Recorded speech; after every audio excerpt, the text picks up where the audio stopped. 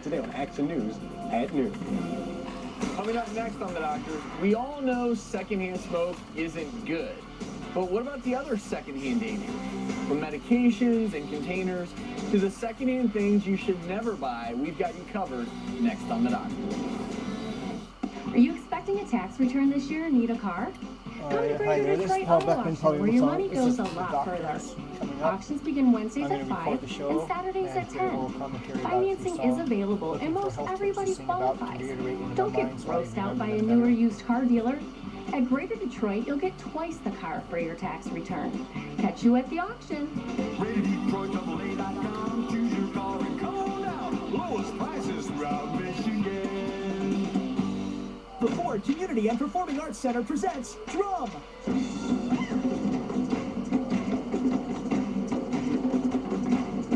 Four cultures, four rhythms, one heart. An exhilarating musical performance celebrating dance, rhythm, and song from the heart of Nova Scotia. Drum. Saturday, February 25th. Call now for tickets at 313-943-2354 or visit DearbornTheater.com. Drum. Saturday, February 25th. Only at the Ford Community and Performing Arts Center. Got a new gadget? Seven's got great apps for you.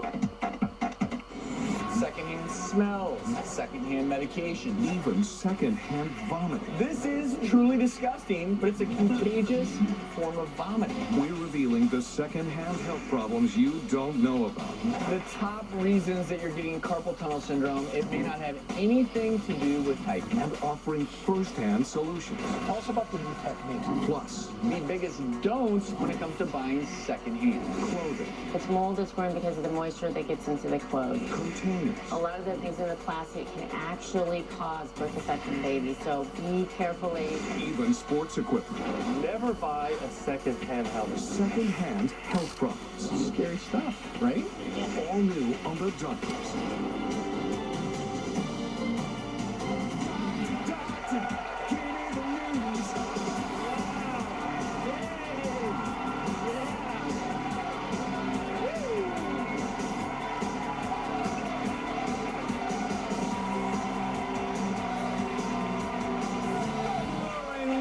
Welcome to the show today. So you've all heard about the harmful effects of secondhand smoke, but today we're actually going to reveal all the other secondhand health problems that you've never heard about. So a lot of what you see on our set back here, these are all secondhand items. We're going to talk about the effect that all of these might have on your health. Everything from secondhand smells, secondhand medications, even secondhand vomiting. We're going to tell you what they are, what they mean, and also the dangers that you need to look out for.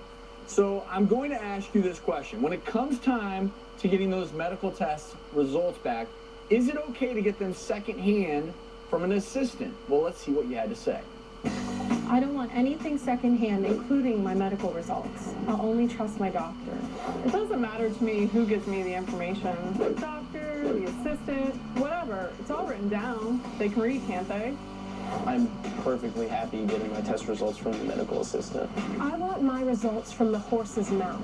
I came here to see my doctor, so I'll wait for my doctor to get my results. From the horse's mouth. Yeah, we have some normal results on one of my kids. I'll have the nurse call the parents, hey, those tests we did are normal. Right. Okay, but if there's something that needs to be discussed, I'll wait till the end of the day when I have time, and I'll call the parent.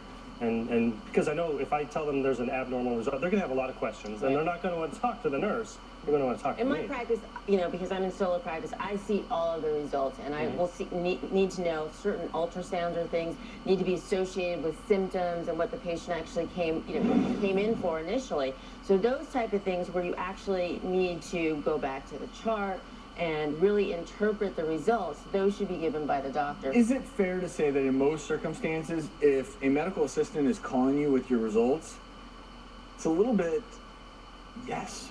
Because usually, if the doctor's calling, then that's the terrifying moment. Because a doctor's not going to call typically and say your pap smear is completely normal. Right, it's really, if we call you, there's something to discuss. Usually there's something, yeah. And we can't leave you, and a lot of people get irritated because we cannot leave a voicemail because, depending on who's going to get that information exactly. So, you'll get a phone message that'll say, please call the doctor back. A lot of people are, you know, very edgy until they can do that. And your doctor may be in, you know, delivering a baby or in surgery or whatever. It may be hard to get to them. But I think everyone deserves an explanation. I think that's the key here.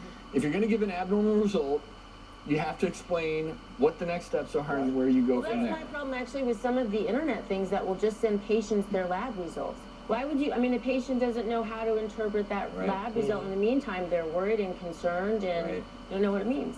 A doctor's assistant is certainly one thing, but what about getting medical advice from a friend? I have a terrible pain in my neck. It just started hurting out of nowhere.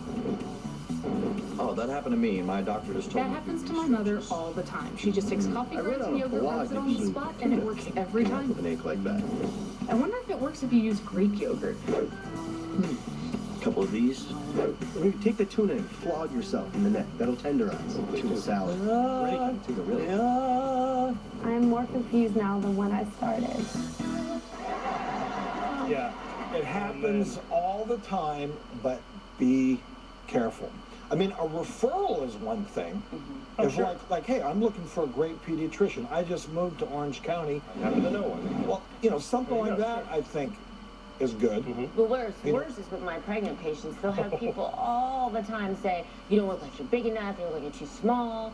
And this really gets pregnant women anxious. And it's really, you know, and every woman actually looks different the way she carries. I would say beware of not only friends' advice, but all the advertising advice out there. It's all the same. You know, you can't trust everything you hear. And there's so much information, there's so much on the web, and every other commercial is, you need to take this medicine or get this treatment, and it's overwhelming. You have to practice individual medicine, and that's why, like, I'll have women say, well, my girlfriend takes this birth control pill and it works for her. Well, it might work for her, but it may not work for you, or it might. But you have to remember, everybody's different. So the single best advice I can give folks if you receive secondhand advice is corroborate it, research it. Don't just believe it. Go ahead and research it on your own before you start instituting those measures. Discuss it with your own doctor. Is anyone feeling nauseated? Are you pregnant? Don't start. Everyone some secondhand vomit coming on? Well, this is truly disgusting, but it's a contagious form of vomiting. Have a look. Why is it that when people vomit, it causes other people to vomit, even when they're not sick? Makes me sick thinking about it. This is Jim. This is so Jim. You okay? Just seeing somebody gag like that makes me gag. Are you not even playing up? I'm not. Man. Yeah. I'm okay now. The kid was just playing there. It's called sympathy vomiting. It's a really interesting concept. So. You are a sympathetic, very emotional man, and you wear your heart on your sleeve, and when other people vomit, you just want to be there with them. Be there for them. That's it. This is interestingly an evolved trait in primates, and I was reading about this last night, but primates travel in packs, and they eat the same types of foods. So if they see one of their brethren eating a particular food and then vomiting, they reflexively will vomit, thinking whatever we just ate is bad for us. So it's sympathy vomiting. But what typically happens, whenever you vomit, there's something that is irritating you, particularly if we're talking about food poisoning, for instance. And that urge to vomit actually originates at the base of your brain, and it sends signals to the middle of your intestines to retropulse everything up and out through your stomach, through your esophagus, and it's truly expelling anything that could be considered as an insult, whether it's an infection, food poisoning. In many instances, neurologic issues can cause vomiting as well. But if you are in a situation where someone else is retching, and you're like what do you do? I was on the airplane a while back, and somebody got air sick, right? And of course, everybody around them starts to get the smell, and they're starting. Well, it's more the smell. Somebody sitting in that area he had a little jar of, I think, some menthol ointment, and he started handing it out, and just put a little dab under your nose, and it kind of pretty much masked the smell. Well, secondhand vomiting, let's talk about other secondhand injuries. This is a serious secondhand problem. It's making headlines. It's causing a massive influx into hospitals across the country. There's a crude new method of making methamphetamine, and this is posing a risk to everyone across America. It's filling hospitals with thousands of burn patients. It's requiring millions of dollars in advanced treatments. It's so costly it's actually contributing to the closure, some say, of burn units. This is called shake and bake meth. So it's produced by combining raw, unstable ingredients just in a 2-liter soda bottle.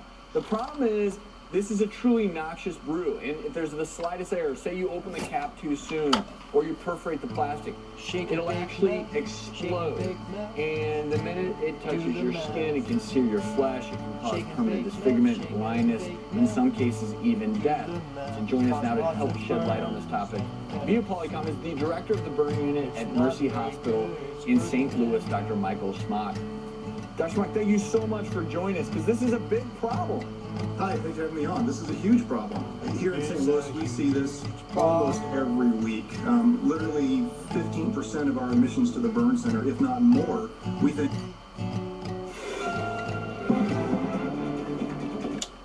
We've got breaking news into the 7 Action newsroom, where there is news regarding the Wayne County severance scandal. Let's get right to Heather Catallo. She's on the phone downtown to bring us the very latest.